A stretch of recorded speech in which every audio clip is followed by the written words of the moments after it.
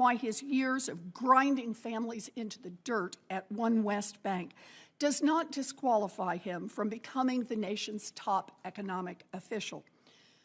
But we believe that senators should also hear from some of the many thousands of families who had direct experience with his bank.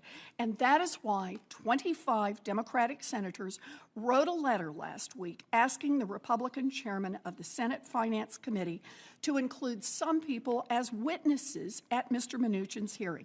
Now, the chairman refused, so we invited them to come to the Senate anyway, and we have invited every single senator, Democratic or Republican, to attend this forum. I should note that we also invited Mr. Mnuchin to come here today to answer questions and to hear from these people directly. He declined. So today we have 4 people with us who were foreclosed on or threatened with foreclosure by OneWest. So, Ms. Eisenhodroff, could we start with you, please? And would you make sure to turn your microphone on? Oh, yeah. There we go. There Good. we go. Thank you. My name is Colleen Eisenhodroff. I am 84 years old. I am a resident of Minneapolis, Minnesota. My husband, Monroe, and I purchased our home located at Ewing Avenue in 1963 as home for our family of 6 children. They called us the Brady Bunch of Ewing Avenue. Our house was the heart and soul of our family. Monroe and I were married for 56 years, and we successfully ran 4 small grocery stores. And we've lived in the house for 54 years. I would like to thank all of you very much for allowing me to share my story.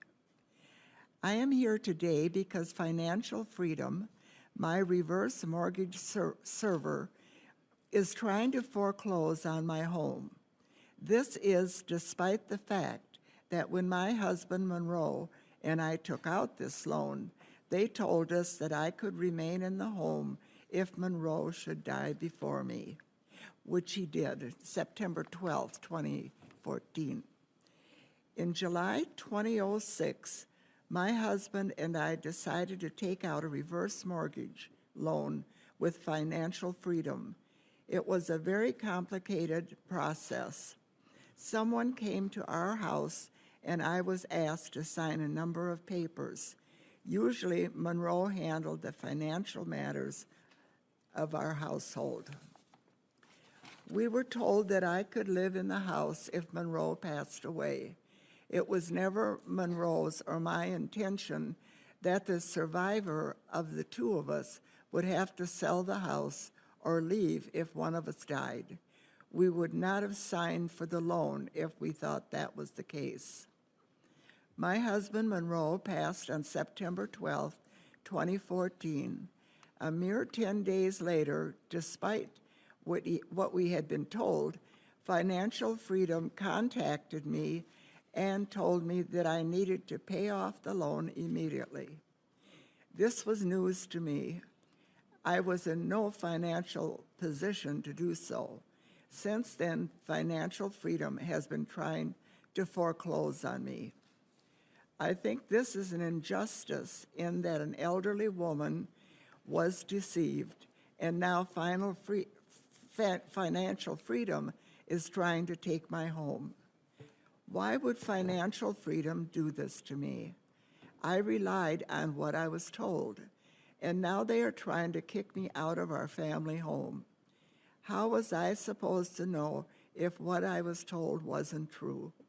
What am I supposed to do now? It seems Financial Freedom should be working to keep people like me in their homes, not fighting to kick us out. Just a little bit more. I hear that Steve Mnuchin was a leader of the bank that is doing this to me and other seniors. I do not think a man like that should be the Treasury Secretary and in charge of our economy. We can't let that happen. Thank you again for allowing me to tell my story on behalf of those who have had bad dealings with financial freedom on OneWest.